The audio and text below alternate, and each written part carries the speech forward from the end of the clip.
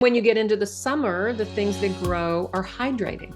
Because the summer vegetables have a much higher water content. And then you get back into the greens again in the fall. And so you're getting ready to make sure your liver's in good shape for the heavier foods you're going to eat over the winter. Move every single day. Doesn't have to be big, but just move every single day. Have some form of quiet, contemplative, meditative practice to settle your adrenals down. Do it every day, whether you feel anxious or not. You know how many people in my practice will go, oh, I do it when I'm upset. It's like, no, you do it every day. That way you have more resiliency and things won't bother you as much. Eat as clean a diet as you possibly can. Now, I do understand that there are going to be days when you may not be as perfect as you'd like. It happens to the best of us.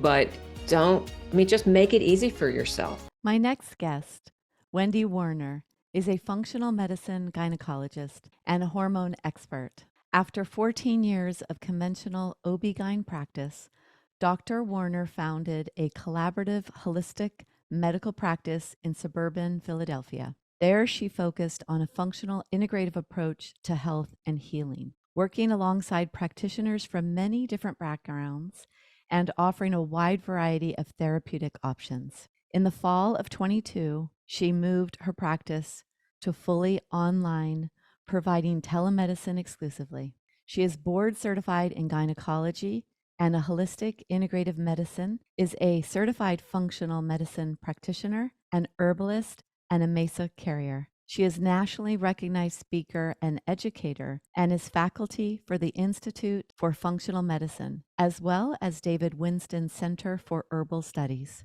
She authored a chapter in the current edition of Wrinkles' Integrative Medicine textbook and is the co-author of Boosting Your Immunity for Dummies. She is a past president of the American Board of Integrative Holistic Medicine. Welcome, Dr. Warner. Today we are going to be speaking about hormones and what happens to them as we age and how they relate to bone health and what is in our control or what can we do to support our hormones as we age. Welcome. Thanks. It's nice to be back. It's great to have you back. Okay, so let's discuss hormones as we age. All right. So tell me where you want me to go with this. So let's say we're coming out of our 40s, going into our 50s. What's happening in the body and why is it important for us to know that so that we, at the end of today's show, will discuss how we could support our hormones. So what's happening and what do we need to really pay attention to? So here's the thing that I think most people don't actually spend a lot of time thinking about. In our, from puberty until we're done with, we're into menopause, all that time, the majority of our hormones are coming from our ovaries, right? You're getting estrogen, you're getting progesterone, you're getting testosterone, getting a little DHEA. And then, of course, our adrenal glands make cortisol and DHEA and a couple of other things. Now, once we hit the perimenopausal transition, what's happening, and this is why our body gets so confused for a little while, the ovarian hormone production is gradually going away. Now, it's not like it starts here and then gradually goes down in a really, easy fashion. No, at all. It up and down and up and down and up and down. But as our ovarian hormones are shifting, we become more and more and more reliant on our adrenal hormones. And that's a piece that nobody gets told. So nobody gets told how to make sure that they're in a good spot when that happens, because everybody talks about how menopause and menopause symptoms are all about dropping estrogen levels. Well, not really, because think about it. Every single woman on the face of the planet drops her estrogen at menopause. Not everybody has hot flashes. They do in this country because we're all so stressed out, but there are places in the world where menopause is no big deal. They have a few weird periods, they're done. All right. As your estrogen and and the ovarian testosterone is going away, we're supposed to be getting DHEA from the adrenals along with some cortisol. They taught me in school that DHEA was just this precursor hormone, and they talked about it like it doesn't really have a job. It's got lots of jobs. It's a good anti-inflammatory. It goes up during the fight and flight reaction to keep you calm and focused in the emergency. It stimulates osteoblasts, builds up your bones. Your body takes this, once your ovaries have retired, your body takes the DHEA, and primarily in fat cells, but can happen in other organs also. It gets converted first to testosterone, And then the testosterone gets converted to estrogen. Now, it's not the same estrogen. It's called estrone. It's this weak little estrogen. It's not coming from the ovaries. And those are the hormones that we have to live on the rest of our lives. All right. Why is this problematic in our culture? We spend decades, 20s, 30s, 40s, running like a chicken with running like there's 10 tigers behind us, constantly running in the fight and flight mode. All right. If you do that, your body is going to start focusing on making the cortisol to get you out of danger.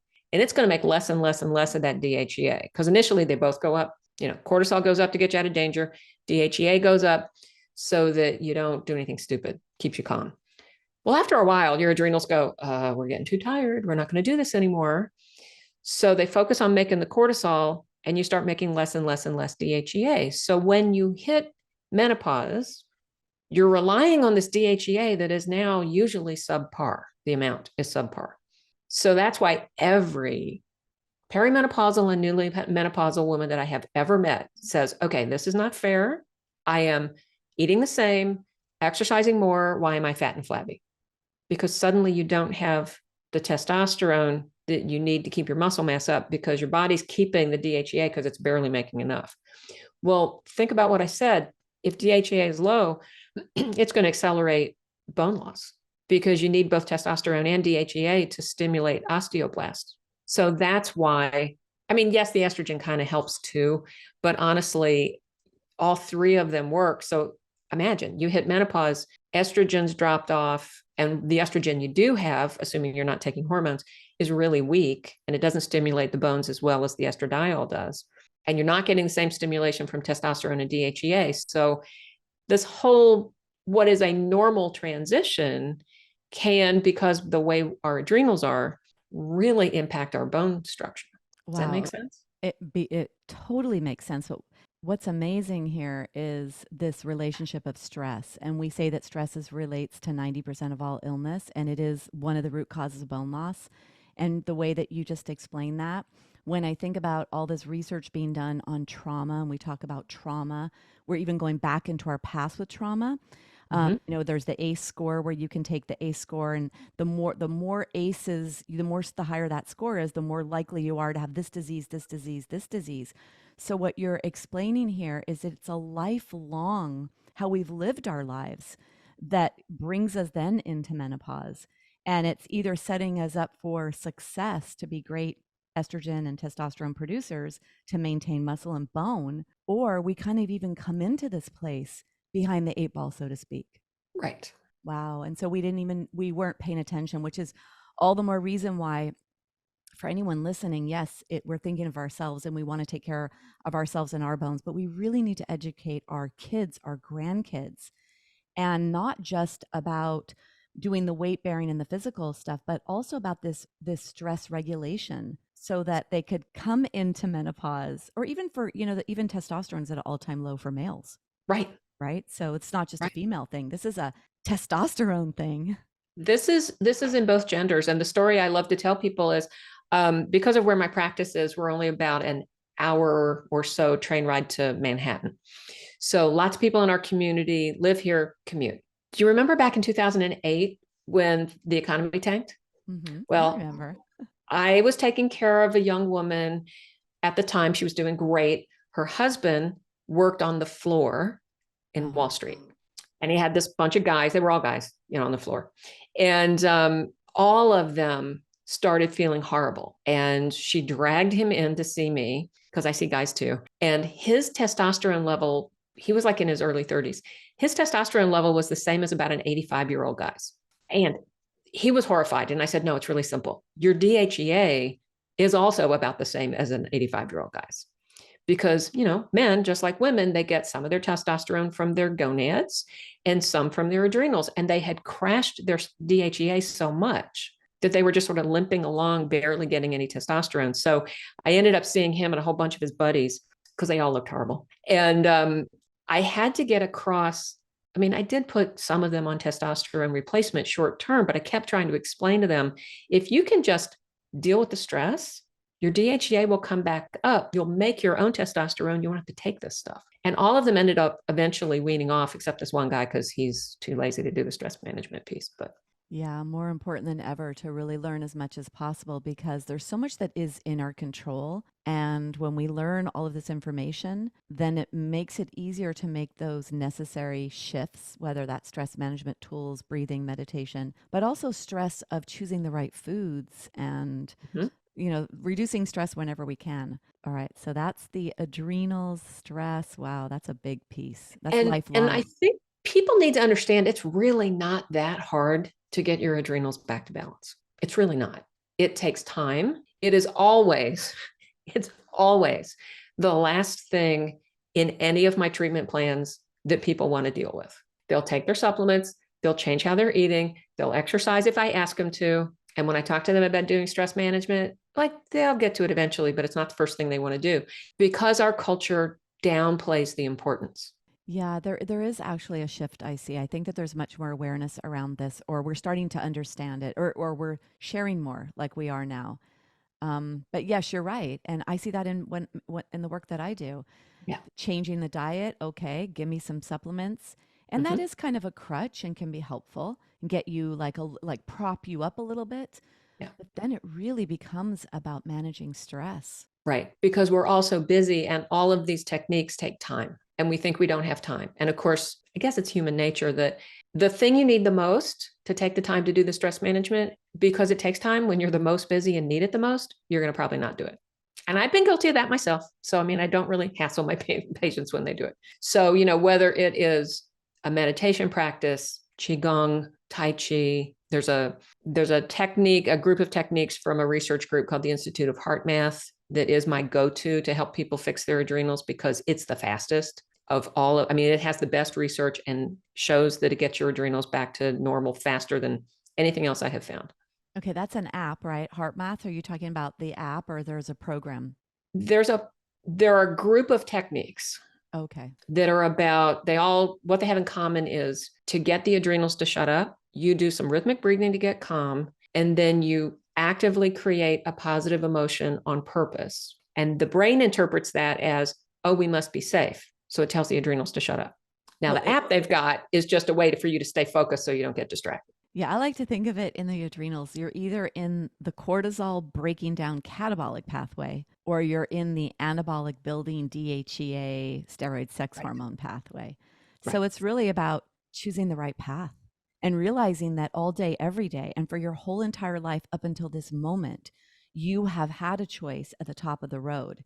You didn't maybe realize until maybe now with what you're sharing about this whole lifelong setup in the adrenals and the pathway of hormones that keeps us young, moist, active, confident, mobile, strong muscles, strong bones, that if that's what you want, which Yeah. who doesn't want that, right? If that's what you want, we're on the top of that road every single morning that we wake up before we even open our eyes. And the way that we eat, move, think, breathe is going to determine which path are you on throughout the day. And you want to be in the right path. Yeah.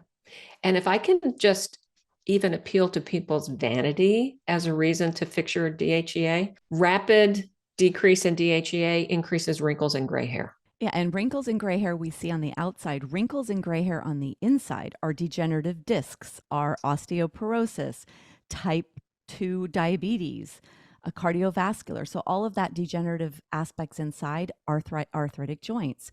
That's wrinkles on the inside. Or, Right. digestive issues, wrinkles on the inside. That's your gray hair and your wrinkles. So lots of breakdown takes place. Okay, so that's great. Now here we are. So here we are. And this all matters because it's protective of bones, like all Mhm. these hormones. Right. Okay. So what can we do? Let's talk about that. Let's talk about we're on that top of that road with the choice of which path to go down. Okay. Let's talk about all the natural approaches You want the natural stuff first? Okay. versus what? Like taking hormones. Oh, okay. Let's go that route Let's go because that way first, let's go because that way I think first. that's something that I want to make sure people understand. There is not any national physician organization that says it's a really good idea to take hormone replacement therapy just to prevent osteoporosis. Because if you look at the risk benefit ratio, it's really not there, because there's so many other things you can do to fix your bones that it doesn't really require hormone replacement therapy. I always tell people, if you're going to be on HRT, it's a really lovely side benefit, but nah, it's not really worth it because you can do all these other things. So, I mean, do you want to talk No, so let's about talk about like the that. Let's whole talk. hormones, not hormones? Yeah, we'll talk. Yeah, we'll talk about hormones, not hormones. When should you, like, how long after menopause could you go on hormones? Right. And then we'll get to all the things you could do, because that's going to then also fill in the other missing pieces of, is HRT right for you or not? Or could you really make all these Could you do lifestyle something? Right. shifts and do some things before you even go there? And maybe you don't even need to. So just a Right. little bit about HRT, bioidentical versus non, and all that. Okay. So for most of my career, up until maybe about, they started changing how they talked about it maybe 10 years ago, maybe a little bit longer. We always just thought of hormone replacement therapy as a way to fix symptoms of menopause, hot flashes, night sweats, all of that. And I would tell people that can be really helpful. There are lots of other ways that you can do that. You don't necessarily have to be on HRT. And I mean, I write lots of prescriptions for HRT, but back then it was only if you've done everything else and you're still miserable. Or I am so miserable, I haven't slept in 6 months. Can I just get to feeling better? And then I can do the foundational stuff and then I'll wean back off. All right. That all kind of changed 10 or 15 years ago, when in the research we started looking at, now, what other benefits do you get aside from getting rid of your vasomotor symptoms? Because it became obvious that taken at the right time, in the right doses, in the right people, it actually helps protect you against cardiovascular disorders like heart attacks and strokes. And in certain women, it will also prevent cognitive decline. So it kind of goes like this. First, you have to look at your own individual and family medical history, because there are a few people that just absolutely no way should they ever take hormones, right? I mean, if you have a current breast cancer, get off your hormones. If you have now having a history of breast cancer, that's kind of a different story. It depends on how long ago it was and what form it was, and did it have estrogen receptors and all of that. If you have unexplained bleeding, like you've got, I mean, so that's how it sometimes is a little bit tricky in someone who's perimenopausal and they're sort of bleeding and they're not bleeding and it's unpredictable. You have to just make sure that this is a normal pattern and not like you hadn't had a period in 16 months and you suddenly started bleeding again. That has to be evaluated before you start hormones. So you look for obvious, you absolutely can't go on hormones. That's really a small number of people. There's a small number of people that you look at their history and it's like, yeah, awesome. There's absolutely no contraindications. The vast majority of us are somewhere in between, where there might be some relative contraindication, but nothing that would say you absolutely couldn't take it. So then you have to decide, well, okay, where are you in this path of going through the change? If you're really early on, like I actually don't like to start people too early. Well, I like full estrogen and progesterone, because sometimes that happens. People will be early in the perimenopausal change. They actually still have estrogen. Doesn't mean they're not flashing. They can be flashing and still have estrogen. And a well-meaning practitioner may start them on both estrogen and progesterone and make them feel worse. So sometimes it's start with just the progesterone because that's what she's missing, and worry about adding the estrogen later. But up through, well, the first few years, like trying to start hormones within the first few years after your final period is sort of what it appears to be the best timing. Because if you start within those first 3 to 5 years, sometimes I'll stretch it out. I mean, anytime in the first 10 years is okay, but ideally in the first 3 to 5 years, that's when you're going to get the biggest bang for your buck in terms of preventing cognitive decline and helping your heart and all of that. Now, let's say, and this actually just happened to me this past week, you're 70 years old. You haven't had a period in 18 years. This is a patient I just talked to this week. She kind of had hot flashes back around early 50s when she went through the change. They weren't really horrible. She never went on hormones. Now she's having hot flashes again. And so she contacted me to start hormones.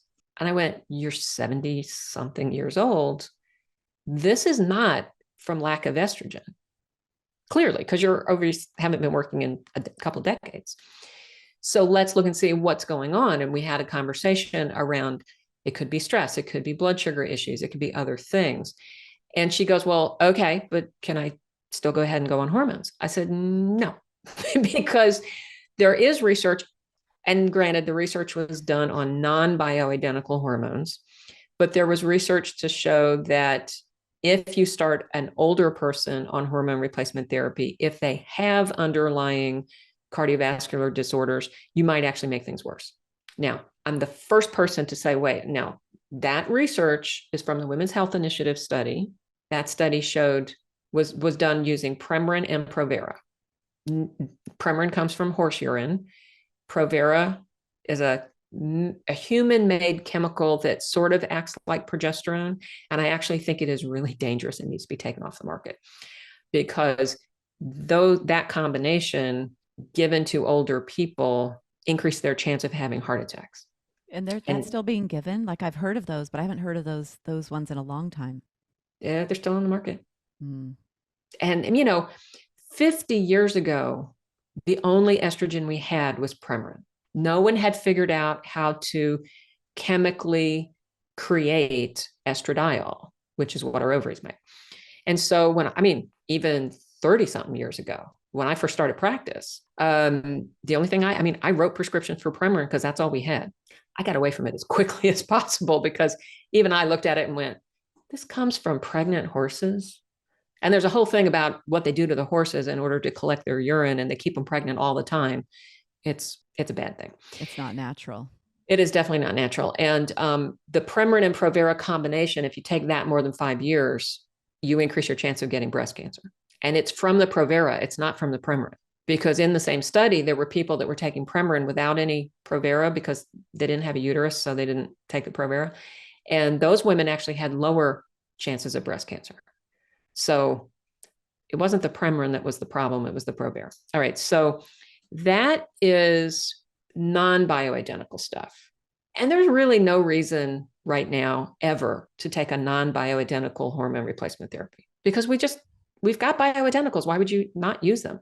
I'll tell you why people don't use them though, because they can't find the right practitioners because women are always asking this question. And so then it's like, who do you go to get this? So I want you to tell us about these by the bioidentical, but also like, how does somebody get them? Because that's part of it too.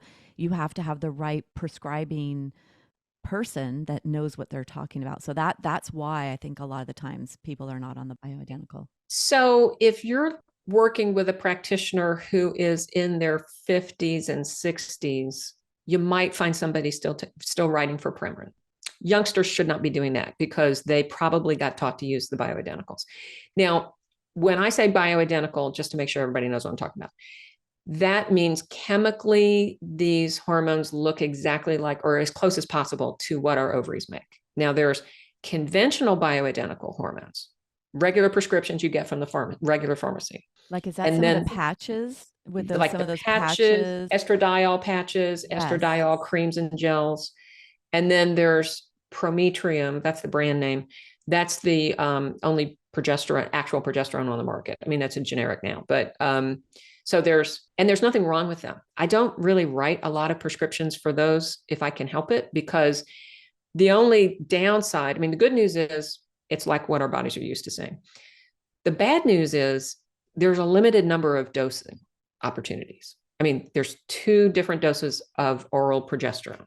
That's it. And so if you're a 250-pound woman and you're an 85-pound woman, do you think you need the same dose? No. Well, here's the other thing about progesterone. So there's only I think 100 and 200 milligram progesterone available, right? But the other thing is, and this is what people sometimes questions that I get, you have to take progesterone orally, right? Doesn't progesterone have to go through absorption, like digestive absorption? Isn't there something? No? So it can be a cream as well? Yes. Now let's talk about forms of progesterone. Progesterone is the only steroid hormone that I prescribe orally, but I only do it under kind of one circumstance. When you take it orally, it gets broken down into many different compounds, one of which is called allopregnenolone, and that acts as an anti-anxiety agent. So for people that are super wired and they can't fall asleep at night, I just tell them take their progesterone right before bed. It chills them out and they can go to sleep. Okay, because that's the recommendation. You take it at night. So that's the reason. That's why. Now, progesterone cream. If you are a perimenopausal woman who's still making your own estrogen, but your cycles are getting a little wacko. Now, I start with herbs, but if you're not an herbalist, you may want to go to a progesterone cream. That's where you use progesterone creams. And the woman, you can kind of teach her to sort of adjust her dose depending on what her cycle is doing. The only downside to using progesterone cream is that there is absolutely zero way to monitor how much is in the tissue. You can't get a blood level, it won't be accurate. You can't get a urine level, it won't be accurate. You can't get a salivary level, it won't be accurate. It's just the biochemistry of how the body handles the cream. So I tell people it's fine for a perimenopausal woman, but you can't, it's been shown to not adequately protect the uterus if you're using it as a form of menopausal hormone replacement therapy. So you're at risk for getting uterine cancer from the estrogen you're taking if you're using progesterone cream. Most people know that. So I don't see very many people using a cream for progesterone if you're taking estrogen also. But if you are, please stop because you're not safe. So there's the estrogen forms that are available through a regular pharmacy. There's limited doses, and there's a couple different forms. You can take it orally. Don't use oral estrogen. It's well known to increase all kinds of inflammatory markers. It increases your chance of getting gallbladder disorder. It increases your chance of strokes. Like, why would you take it? So that's when everybody started using creams and patches. Okay, goes through the skin, gets into the bloodstream through the skin, bypasses the liver, which is what was causing all the complications from the oral. But here's, and this is only a theoretical problem, but theoretically, this is a fat soluble hormone. So if you put it on the skin and it gets absorbed and you put it on a body part where there's fat under the skin, it could theoretically just hang out in the fat and not really go into the bloodstream and do its job. And usually when I say that to a person I'm talking, a patient I'm talking to, most women's answer is, oh, well, then I'm out of luck. Because you're told to put it on your belly where there is fat. I know that's the problem. Well, a patch, where are you going to put a patch? You're going to put it on your belly or your backside because you want to hide it under your clothes, right? If you use a cream, so I don't frankly use any patches ever. Well, I mean, if someone's really comfortable on them, I may not stop them, but I don't prescribe them. If you're using a cream, you've got to put it on a body part with as little fat as possible. So like here, if you're not heavy, maybe your upper chest or your elbow. Here's what happens sometimes with creams though. Have you ever had this happen when you put on a bunch of hand lotion and you get in a rush and you don't really rub it in very well, and you go to pick up a glass and you leave a fingerprint? Yeah. Because you didn't really absorb it. Okay, what if you do that with your estrogen cream? Then you rub your estrogen cream off on your pets, your kids, your partners. So it kind of is problematic. I tell everybody who, in my practice who uses creams, it's fine, but just please be diligent, and then go wash your hands off. Yeah, well, you don't want to transfer it, but also you don't want to let it go. You want to keep all that you can if you're using if you're using the cream. Yeah. So those are the bioidentical versions, and the bioidentical conventional versions. Now, I write a lot of compounded bioidentical prescriptions, and that simply means I've done blood work for this individual person. I'm getting a feel for where she is, and then I'm sending the prescription to a special pharmacist who's had special training to make her dose just for her. Good news is we can make tiny little adjustments. Bad news, not covered by insurance. These are made by individuals. So theoretically, you're at a somewhat higher risk for having some variation in making it. And when I'm teaching physicians how to prescribe this stuff, I keep hammering to them, listen, you have to try to use the same pharmacy all the time. Get to know your pharmacist, because you don't know Joe Blow at the other pharmacy and they may or may not do a good job. So I'm in Pennsylvania. The pharmacy I use is in Kansas City, Missouri. And it's simply because I know the pharmacist there, the owner, and I've known her for probably 25 years. And she's actually the one who originally taught me how to prescribe this stuff.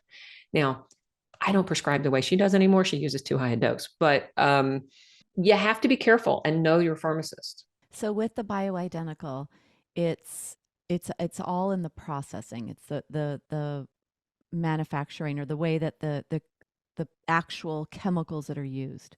You're either using synthetic or they're using some, is that what it is? There's a synthetic, Well, or there's I mean, all bioidentical ovarian hormones are synthetic because the only way to get the real thing is to cut up somebody's ovaries. So obviously, we're not doing that. We're not extracting them from ovaries. Where we take plant chemicals, they usually use like soy and red clover and a couple of other things. And you take some basic molecules there and you do some chemical processes to turn it into estrogen and progesterone and testosterone. And my understanding is that every compounding pharmacy in the country pretty much gets it all from the same couple of sources. And then it's how they handle it to put it into a cream or a capsule or what I use primarily, which are buccal troches. Atrocious. It's this little thing that it's about the size and shape of a saltwater taffy, kind of that consistency. And you can put all of your hormones in there. So your estrogen, progesterone, testosterone, DH. You can't put thyroid in there, but you can put everything else in. And it comes in a little box and there's a square for every day of the month. And I have people cut it in half because I want them to do a half in the morning, a half at night.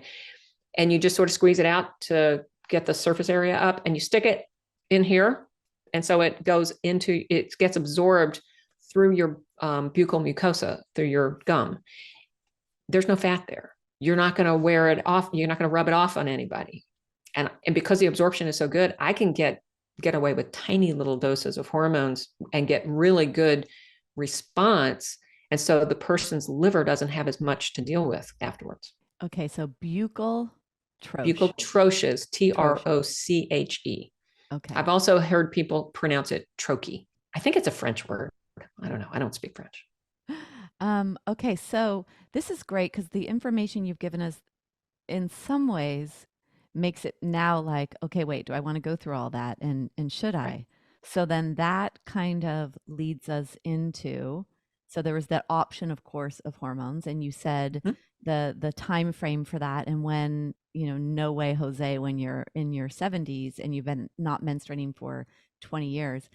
One thing you said, the patient that came in, she wanted to go on hormones. She hadn't been on for so long. What I've noticed in myself, like being very body aware, is that the liver plays such a role in what happens with hormones. So if I drink, which I don't really drink alcohol that much anymore, partly for this reason, because I know that the liver sees alcohol as a toxin and it prefers to metabolize that over hormones. And as I age, I want my hormones, whatever I have, to be the best possible. But I noticed the times that I wasn't taking care of my liver properly, mostly when there's alcohol involved. That's when the hot flashes. That's when I feel hot. Well, it's partly the effect on the liver and it's partly the effect on your blood sugar. Okay, so blood sugar and liver. Okay, this is what I always tell people. I can take any menopausal woman and make her start flashing again if I get her to eat junk and get her really stressed out. All right, COVID. We all go into quarantine. About 3 or 4 weeks into quarantine, I start getting the phone calls. The 60 and 70-year-olds who haven't had a period in forever are calling me going, hey, is it possible to do menopause more than once? And I'm going, no, it's because you're stressed out. You're drinking too much because you don't have to go to work tomorrow. You're eating comfort food and nobody's comfort food is kale.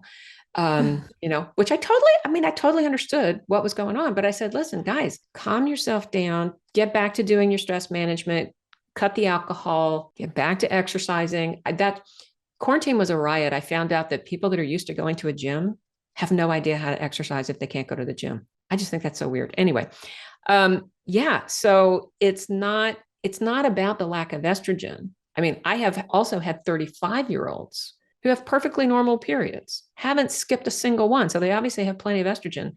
They're having night sweats and hot flashes because either they've developed diabetes or they're really stressed out. Okay, so diet, even that whole insulin resistance playing a role. Again, the journey that you've been on in this lifetime, how much stress you've had that's been not managed correctly, and lack of awareness in many, Yeah. many ways. Yeah. And so now here you are. So here we are. And let's talk about all that we can do. We can't. Okay. I'm going to guess that you do not have very many people who have this habit. But if you are a smoker, it is essential to stop smoking because A, it's going to make your menopausal symptoms worse, and B, it's going to wreak havoc on your bones. Oh, yeah. I was reading about heavy metal toxic exposure and where are the places where exposed the most. I think it's cadmium. that Cadmium. the main exposure is through smoke. I mean, so sad, really, all that marketing, all those years, all that exposure, you know, and women now that are in their 70s and 80s were of that generation where we didn't know that about smoking, and they may Right. have actually smoked, exposed themselves to all that heavy metal toxicity, and a lot of the times that's stored in your bones. And then when you start to Right. lose bone density, which is a natural progression of aging, accelerated if your lifestyle choices are not optimal, and then you're releasing that into your system. And now your system has to manage toxicity, which is a Right. root cause of more bone loss. So Right. All right. So stop cigarettes, smoking. cigarettes out the table. And no, you can't just do that natural tobacco. I mean, it is better because it doesn't have quite as many heavy metals in it, but tobacco, my understanding is that even some of those, natural tobaccos that are actually designed for ceremony, tobacco, because of how it grows, if it's grown in ground with heavy metals in it, it sucks it up. It's sort of like the way rice sucks up arsenic. Yeah.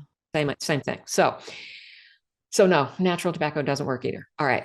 You things to do for menopausal, well, both to fix your menopausal symptoms and also protect your bones. They all go together, actually. If you are eating a cleaner diet, and you and I have talked about what we mean by clean, mostly organic, as many veggies as you can get in your mouth, decrease the starches, all of that.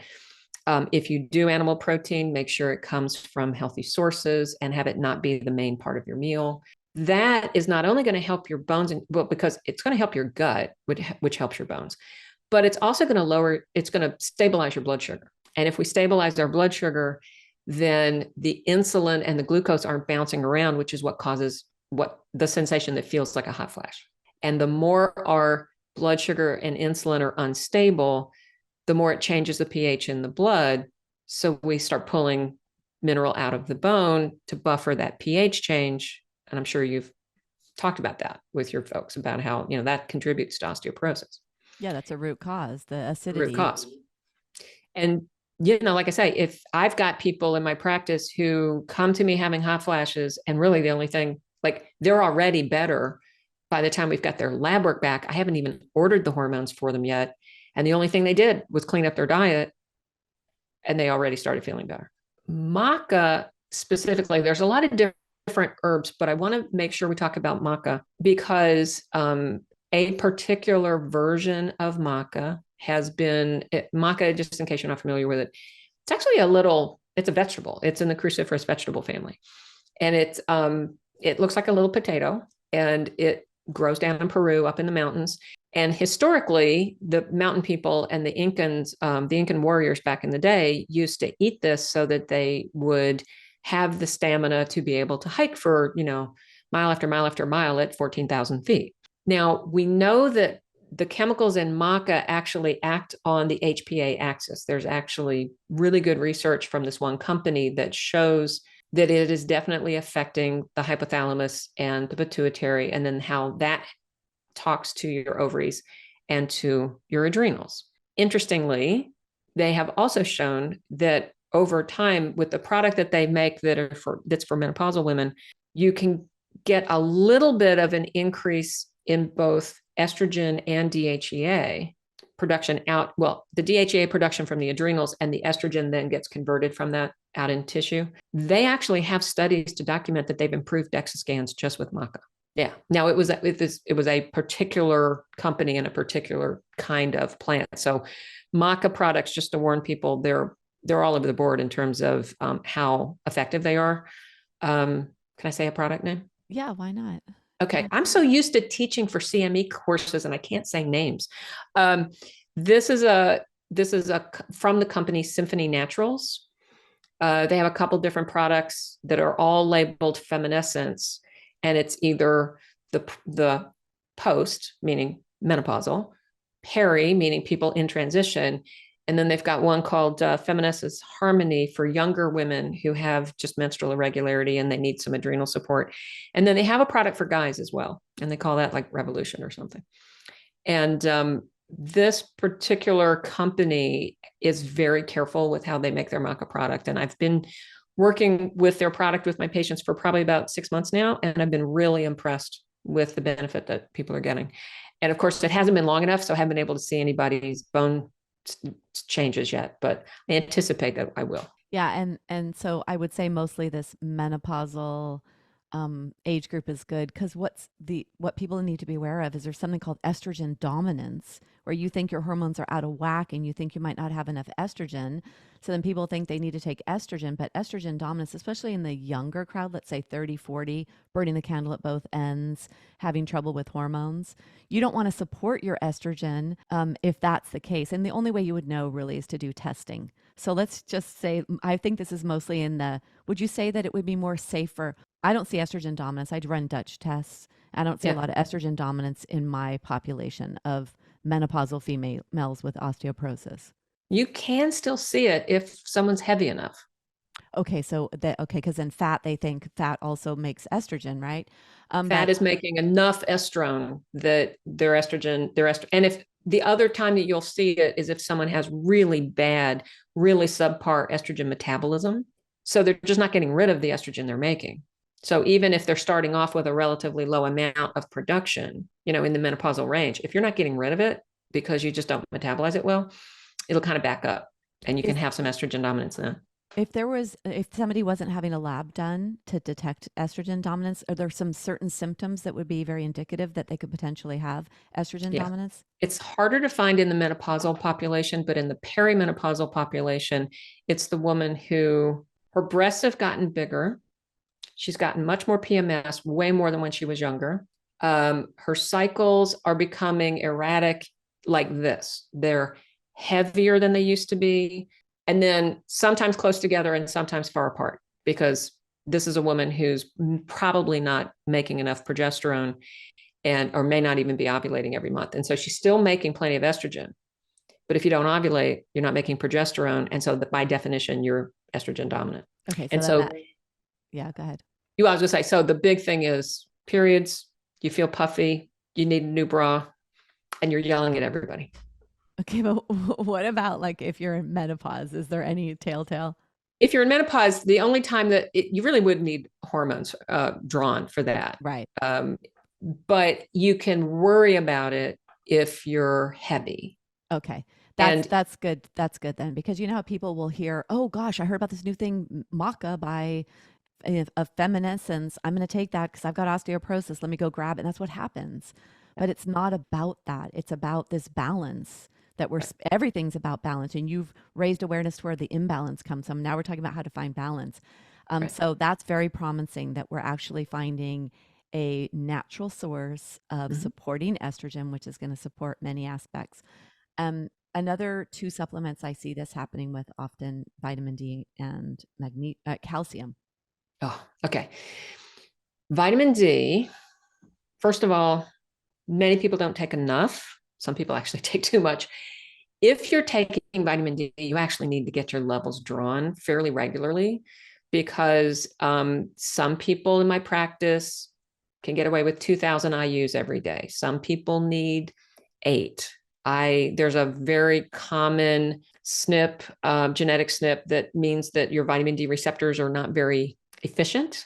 I happen to have that SNP, and I have to take 5,000 every day from March until October, and from October until March during the winter, at least 3 times a week, I take an extra one, because if I don't, my blood level is going to get down into the 40s. And that's probably, technically you only need 400 IUs every day to keep your bones in good shape. Technically. No, to keep your bones in good shape, that's actually what the studies have shown. But you need to have a blood level way higher than that to get all the other benefits. So I tell people, take whatever it means you personally have to take to keep a blood level between 50 and 80. Yeah, so getting your blood not higher than that. Often. Yeah, because that's at least once or twice a year. And that's what a lot of physicians are turning to if they have patients that are resistant to taking medications, which more and more women I feel are more resistant to meds because we're learning more about how they don't really work. Right.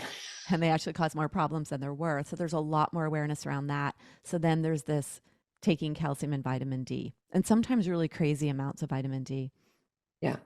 So whenever I see somebody who's only taking calcium, I literally kind of laugh. I kind of chuckle and go, oh, that's like 30-year-old information.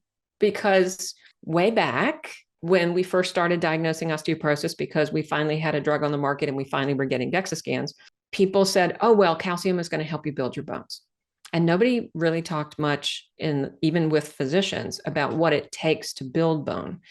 Now, again, there's two parts to this. You've got the protein collagen matrix on the inside, the scaffolding, and then there's all the mineral you have to add. So if you only take calcium, you're probably going to throw your magnesium off, because most Americans are magnesium deficient. Magnesium is in vegetables, okay, which is why we're all deficient. If you don't have enough magnesium, you're not going to absorb your D very well. And if you have calcium without magnesium, you're really in trouble, because then your body has all this calcium and it doesn't know where to go. And so it tends to put it into soft tissue wherever you're inflamed. So, okay. Then they started adding magnesium to the calcium, and you'll still see products that are calcium, magnesium, zinc, and D. And now people think they're really good because they're taking 5 different things. Well, the list of what you actually need is about, I don't know, that long. It's about 30 things, because it's all of those 5 plus manganese and boron and silica and you name it. There are lots of bone building supplements on the market. Some are better than others. The one that I like is actually all just herbs. The product is called OsteoHerb, from a company called Herbalist and Alchemist. And what it is are all the nutrient dense, mineral rich plants that we know have the building blocks for the protein collagen matrix, plus all the minerals that you're going to hang on it. And, the plants, this is how the person who designed this formula, who is my mentor and also now my boss, because I teach for him, he said, listen, it's really simple. Plant structure isn't really that different from bones in terms of what's in it. It's just the amounts of the different things. He said, so if you look at what's in a plant, they're going to have a lot of the same minerals that we need to make our bones. And so that's why he chose the ones that he did. And since I've been using that, I have found that people are doing a great job building their bones back. Now they get confused because they know they need, they've read they need X amount of calcium and X amount of magnesium. And they look at the label, and the label just lists the herbs.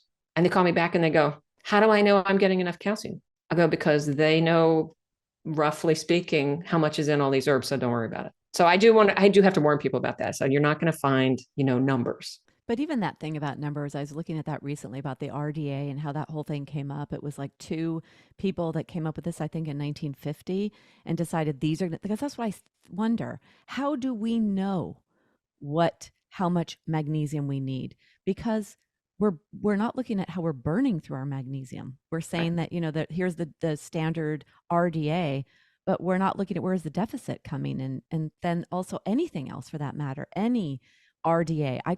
I wonder, how do we know? I mean, this is a miraculous 70 trillion cellular being, and there's so many things going on, and so much of what we spoke about today, everything's about balance. And so how do we really know how much we need of anything? I know we have to have guidelines and we have to have a structure, but I question so many things about our studies, about our RDAs.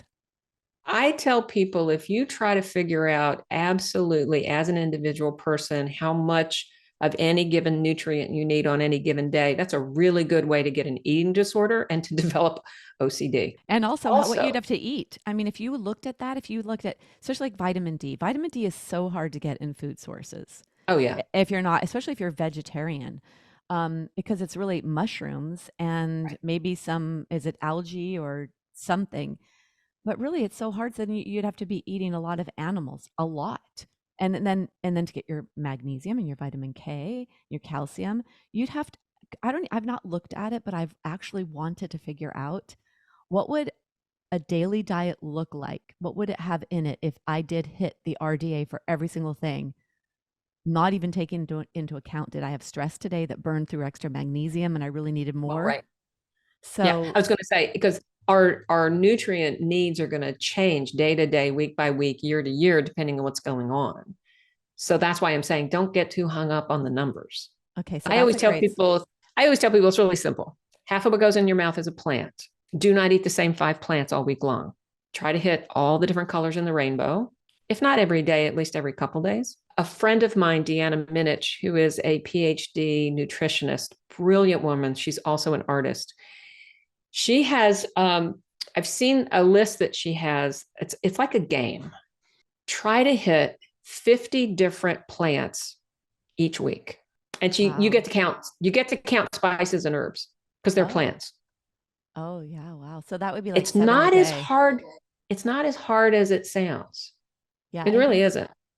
from a gut perspective, I'm reading this amazing book right now and learning so much more about, oregano, cloves, cinnamon, turmeric, onions, all these different, because those would be in that category, part of that 7 a day. Because if you're saying 50 a week, that's like 7 a day, right? It's roughly 7 to 10 a day. Yeah. So yes, we're thinking of bones, we're thinking of hormones, but we're also all of us, the gut and the lining of the gut. Mm-hmm. And so that's a good one. That's a really good one. 50 a week, 7 a day. And preferably not the same 7 every day.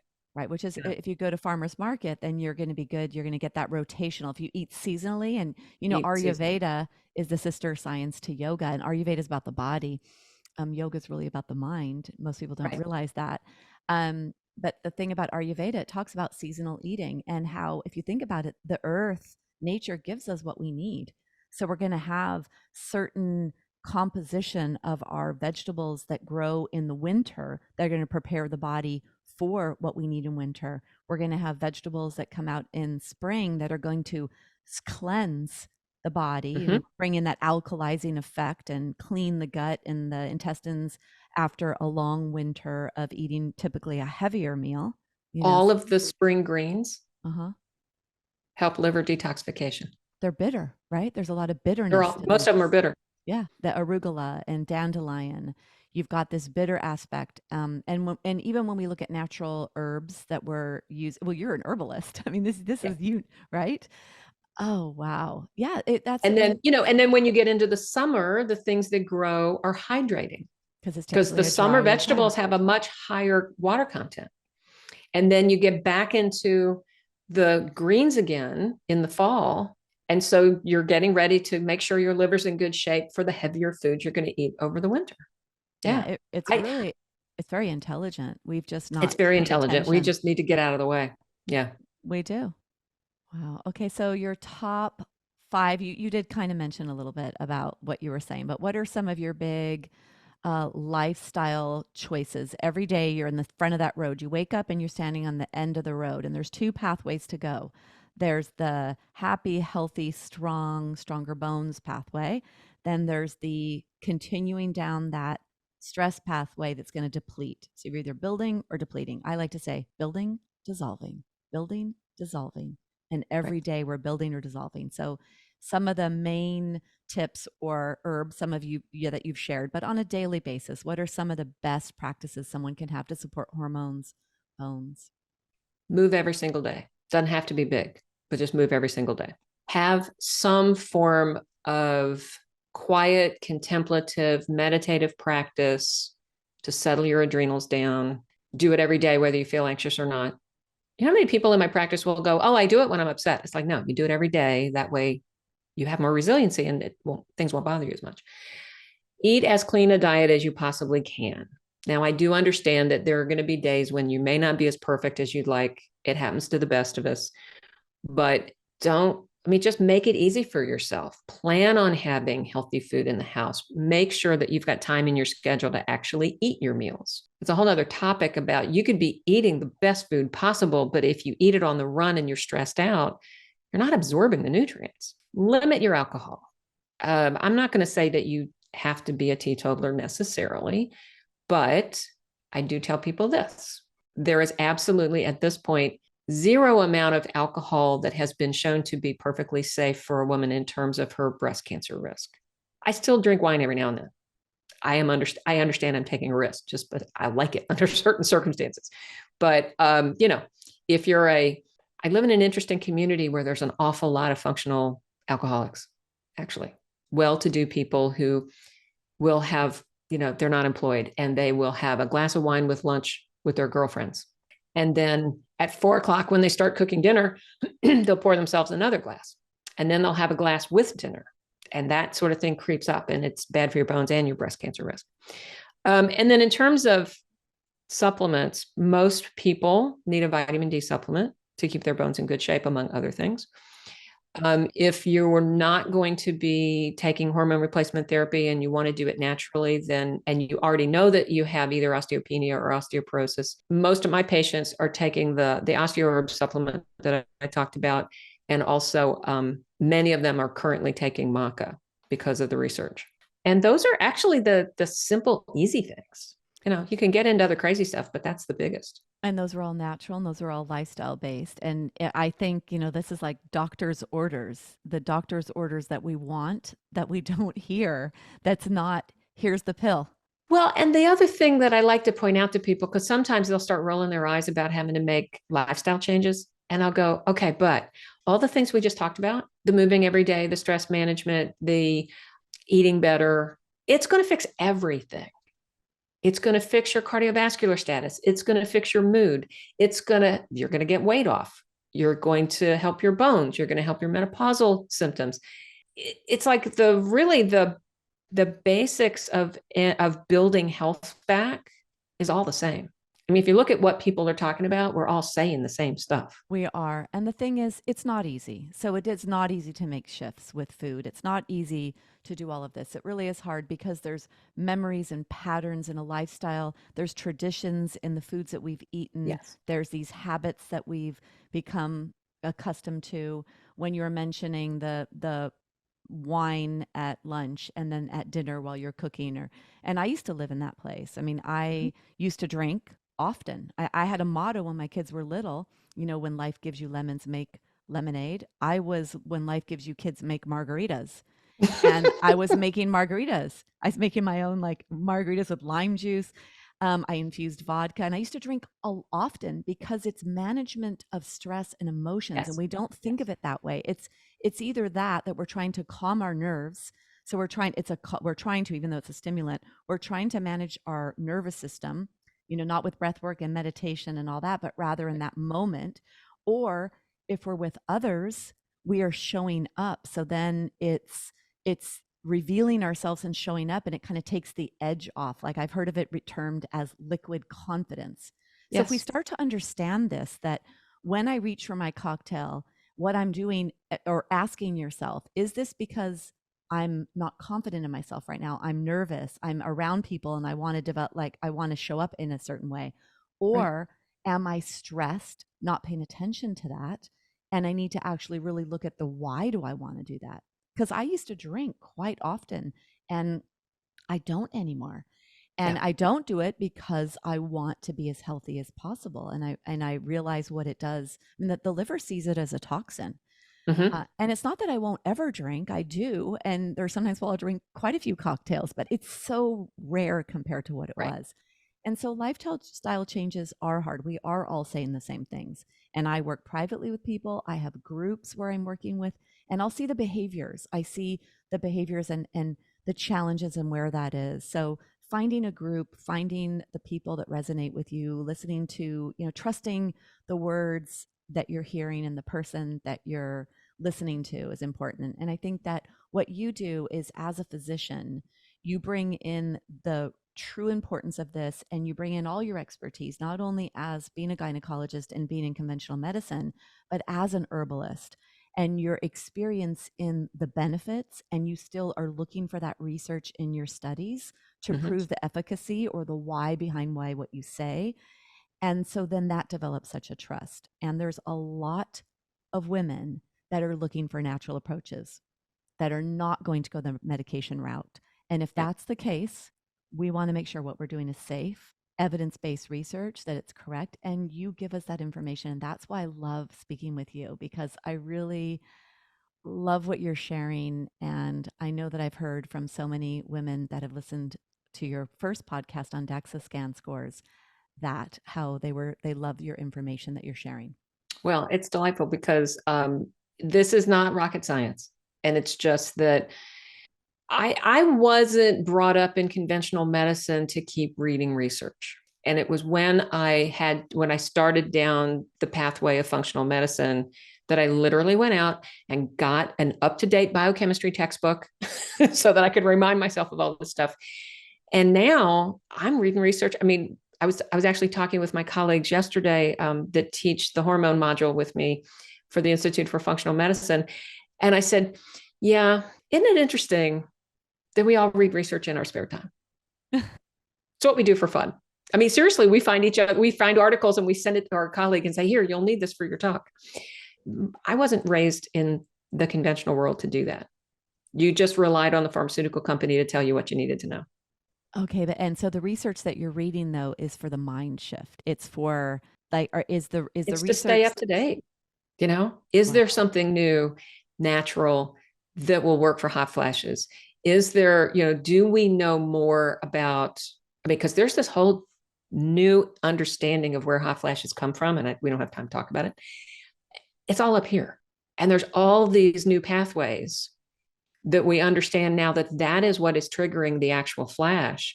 And now we have to learn what's impacting it. Okay, that whole mindset and our framework around how because there's a lot of cultures that this doesn't happen.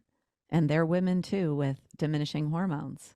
Well, that's because they have better lifestyle habits than we've got. It's all the same biochemistry in their heads, and the neurotransmitters still do the same thing. It's just that they're not impacting it negatively the way that we do.